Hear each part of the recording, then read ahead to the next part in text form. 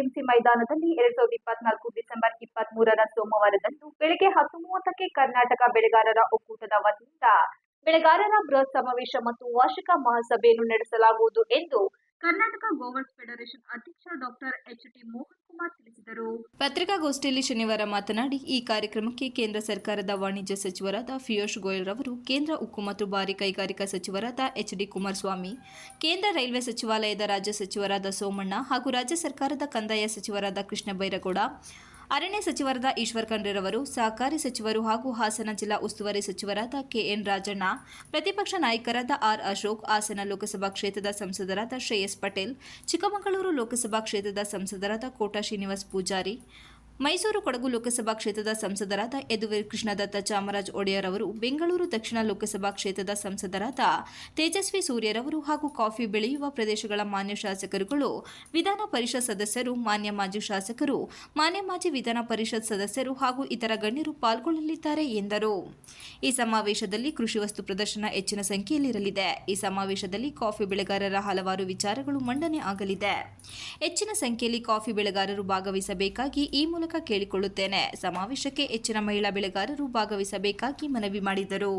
ಪರಿಹಾರ ಪ್ಲಾಂಟೇಶನ್ ಬೆಳೆಗಳಿಗೆ ಅದನ್ನು ಹೆಚ್ಚಿಗೆ ಮಾಡಬೇಕು ಅಂತ ಹೇಳಿ ಅಲ್ಲಿ ನಾವು ಪ್ರಸ್ತಾಪ ಮಾಡಲಿದ್ದೇವೆ. ಹಾಗೆ ಬ್ಯಾಂಕ್ಗಳಲ್ಲಿ ಏನು 10.5% ಕೃಷಿಗೆ ಸಾಲ ಅಂತಿದೆ, ಅದು ಕೊನೆಗೆ 13% ವರೆಗೆ ಆಗುತ್ತೆ. ಬೇರೆ ಈ ಥರ ಎಲ್ಲ ಸೇರಿ ಅದನ್ನು ಕಡಿಮೆ ಮಾಡಬೇಕು ಅಂತ ನಾನು ಇತ್ತೀಚೆಗೆ ಏನು ಫೈನಾನ್ಸ್ ಮಿನಿಸ್ಟರ್ ನಿರ್ಮಲಾ ಸೀತಾರಾಮನ್ ಹತ್ರ ಹೋದಾಗ ಹಿಂದೇನೂ ಹೇಳಿದ್ದೆ, ಈಗಲೂ ಮೊನ್ನೆ ಹೇಳಿದಾಗ ಅದನ್ನು ಸಹ ಅವರು ಇಂಟ್ರೆಸ್ಟ್ ಸಬ್ವೆನ್ಷನ್ ಹಿಂದೆ ಕಾಫಿ ಬೋರ್ಡ್ ಮುಖಾಂತರ ಏನು ಕೊಡ್ತಾ ಇದ್ರು ಅದನ್ನು ಕೊಡಬೇಕು ಪುನಃ ಅಂತ ಹೇಳಿ ಕೇಳ್ಕೊಂಡಿದ್ದೀವಿ. ಅದ್ರ ಬಗ್ಗೆನೂ ನಾವು ನೋಡ್ತೀವಿ ಅಂತ ಹೇಳಿದ್ದಾರೆ.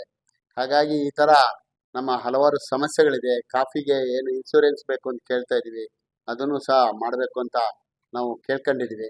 ಮುಖ್ಯವಾಗಿ ಈಗ ತಮಗೆಲ್ಲ ಗೊತ್ತಿದ್ದಂಗೆ ಬ್ಯಾಂಕ್ಗಳಿಂದ ಬೆಳೆಗಾರರಿಗೆ ಸರ್ಫಾಸಿ ಆ್ಯಕ್ಟ್ ಅದ್ರ ಬಗ್ಗೆ ಏನು ಆ್ಯಕ್ಟನ್ನು ಹಾಕಿ ತೋಟಗಳನ್ನು ಹರಾಜು ಮಾಡುವಂಥ ಪ್ರಕ್ರಿಯೆ ಬ್ಯಾಂಕ್ಗಳಿಂದ ನಡೀತಾ ಇದೆ.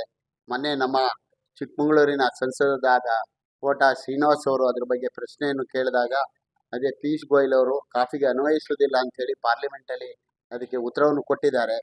ಆದರೆ ಅದು ಯಾವ ರೀತಿ ಅಪ್ಲಿಕೇಬಲ್ ಆಗುತ್ತೆ, ಕಾನೂನಾತ್ಮಕವಾಗಿ ಯಾವ ರೀತಿ ಅದನ್ನು ತಡಿಬೋದು ಅನ್ನೋದ್ರ ಬಗ್ಗೆನೂ ಸಹ ನಾವು ಫೈನಾನ್ಸ್ ಸೆಕ್ರೆಟರಿ ಜೊತೆ ಮಾತಾಡಿದಾಗ ಅವರು ಕಾಫಿ ಮಂಡಿ ಅಧ್ಯಕ್ಷರು ನಮ್ಮ ಜೊತೆ ದಿನೇಶ್ ಅವರು ಇದ್ದರು. ಅವರು ಸಹ ನಾಡ್ದು 23ನೇ ತಾರೀಕು ಆ ಸಭೆಯಲ್ಲಿ ಭಾಗವಹಿಸಲಿದ್ದಾರೆ. ಕಾಫಿ ಮಂಡಳಿ ಅಧ್ಯಕ್ಷರ ಜೊತೆಗೆ ಕಾಫಿ ಮಂಡಳಿಯ ಸಿಇಒ ಆದ ಡಾಕ್ಟರ್ ಜಗದೀಶ್ ಅವರು ಸಹ ಬರ್ತಾರೆ. ಪತ್ರಿಕಾಗೋಷ್ಠಿಯಲ್ಲಿ ಕರ್ನಾಟಕ ಬೆಳೆಗಾರರ ಒಕ್ಕೂಟದ ಪ್ರಧಾನ ಕಾರ್ಯದರ್ಶಿ ಕೆಬಿ ಕೃಷ್ಣಪ್ಪ, ಜಿಲ್ಲಾ ಪ್ಲಾಂಟರ್ಸ್ ಸಂಘದ ಅಧ್ಯಕ್ಷ ಪರಮೇಶ್ವರ್, ಬೇಲೂರು ತಾಲೂಕು ಕಾಫಿ ಬೆಳೆಗಾರರ ಅಧ್ಯಕ್ಷ ಅದ್ದೂರಿ ಕುಮಾರ್, ನಿರ್ದೇಶಕ ಯತೀಶ್, ರಾಮಕೃಷ್ಣ ಇತರರು ಉಪಸ್ಥಿತರಿದ್ದರು. Srinivas, TV 46 Malenadu news, Hassan.